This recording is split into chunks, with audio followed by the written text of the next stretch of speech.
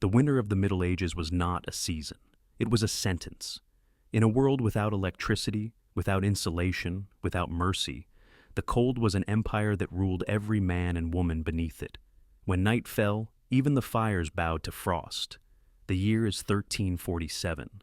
The sun rises weak and broken. The river that once carried trade and laughter now lies still, a ribbon of glass sealed by ice.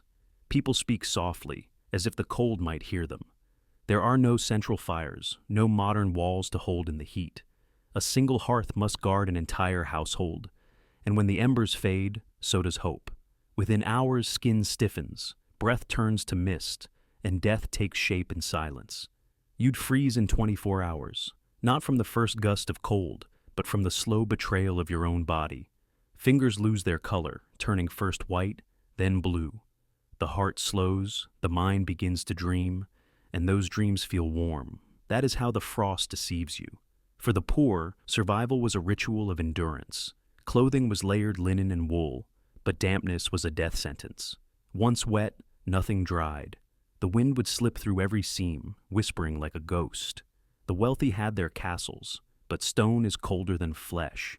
Even kings shivered in their halls, sleeping beside braziers that hissed and died before dawn. Silks and jewels offered no protection. Frost makes no distinction between peasant and crown. To eat meant survival, to cook meant fire. But wood was scarce. Entire forests stripped bare, leaving the land skeletal and exposed. Families burned furniture, even doors, for warmth. Smoke became the scent of desperation. In the silence of the medieval night, sound carried far. The cry of an infant, the creak of frozen timber, the distant howl of wolves. People prayed not for riches, but for sunrise. And even then, the sun offered light, not warmth. Diseases thrived where warmth could not. Pneumonia, frostbite, hunger, a holy trinity of suffering. Doctors of the time called it the Great Chill, believing the heavens had turned their face away.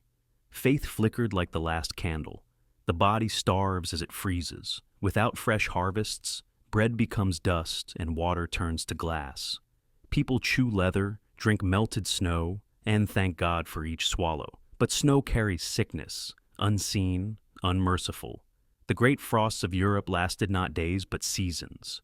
Rivers froze so solid that merchants crossed them with carts. Crops failed, livestock perished, and famine followed like a shadow. Humanity itself became brittle. Yet even then, there was beauty in survival, a kind of quiet defiance against nature. The crackle of a shared fire, the whisper of prayer, the faint smile of a child warmed by wool. It was fragile, but it was life. And as night falls again, the cold returns to claim its debt.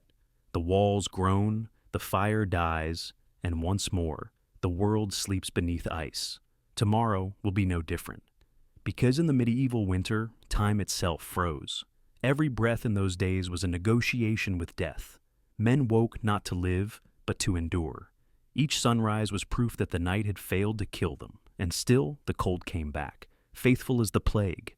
They called it the hunger moon. It rose above empty fields where wheat once swayed. Villages whispered that the moon fed on the weak, those who fell asleep in the snow, never to wake again. Bread was worth more than gold. People traded rings, tools, even children's toys for a single loaf. In the deep of winter, hunger and guilt became the same thing. But humanity adapts, even when nature turns cruel.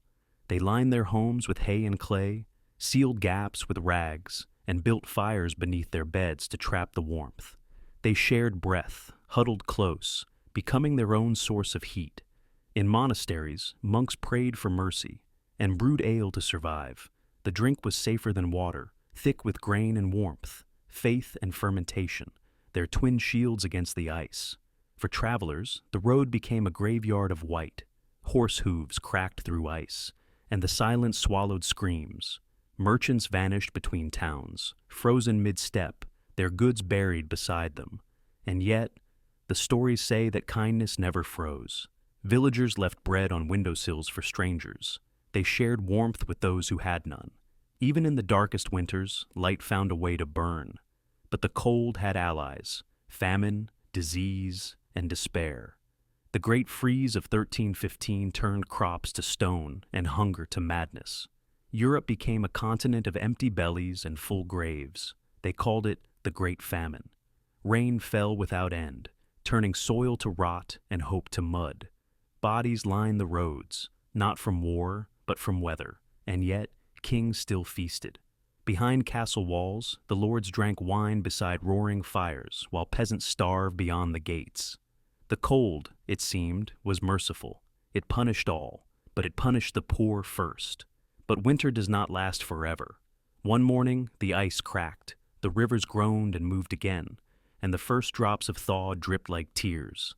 Life, stubborn as ever, crawled back into the light. When the thaw came, it left scars. Villages abandoned, families gone, stories half remembered. But the survivors carried something precious. The knowledge of endurance, that to face the cold is to face time itself. And as spring finally breathed across the land, they whispered one promise: the cold will come again. And it always did. The thaw did not erase the memories. For those who lived through it, warmth became sacred. They never again looked at fire without gratitude or fear. Generations later, they still spoke of that winter, how it stole the weak and crowned the strong, how even the breath of kings froze in their throats. But history forgets the ordinary. No songs were written for the mothers who broke ice with bare hands to wash their dead. No poems for the nameless buried beneath frozen soil. Their legacy is silence, a silence that built the world we stand on. To live in the Middle Ages was to live against nature itself. There was no mercy in the wind, no kindness in the frost. The world was a test, and most failed. Even castles, symbols of power, cracked under the cold. Stone walls wept with frost. Iron froze to touch. Servants died in hallways lined with gold. In winter, all men were equal beneath the same shroud of white. It was during those endless nights that faith grew teeth. They prayed not for salvation, but for sunrise. And when the sun did return, it was not a promise. It was a warning. The people learned the rhythm of the earth, feast and famine, life and frost, mercy and death. They called it balance. But to those who felt the cold crawl into their bones, it felt more like judgment. And so, every year, when the first frost bites the air, we still build fires. We still fear the cold. Not because it can kill us, but because it remembers how. The medieval winter was not just a season. It was a lesson. A whisper from the past that survival is never guaranteed and comfort is always borrowed from suffering.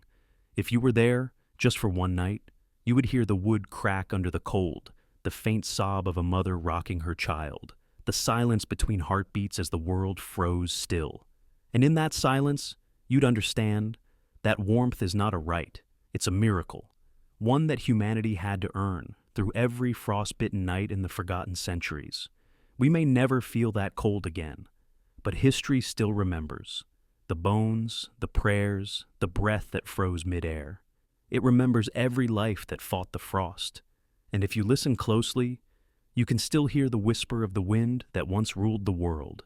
History still whispers, if we dare to listen.